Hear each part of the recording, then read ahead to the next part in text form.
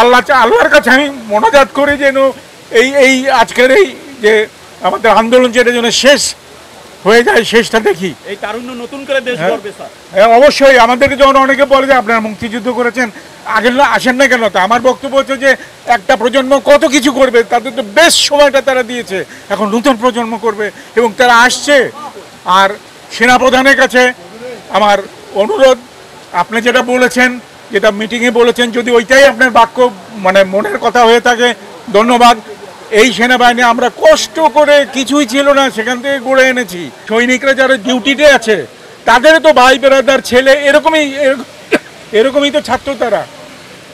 মানে এটা তো আমি খালি বলি, পুলিশ যারা এইগুলি করছে তারা যে বাড়িতে যায় না ডিউটি শেষে, তার স্ত্রী পুত্র কন্যার সামনে কি তার বিবেক ঠিক তাড়না দেয় না? আপনারা এইটা চিন্তা করেন। এই দেশের জনগণ আজকে এটার যেটা বলছে স্বরাষ্ট্রমন্ত্রী গত পরশুদিন বলেছেন যে এটা রাজনৈতিক আন্দোলন হচ্ছে। ইয়েস,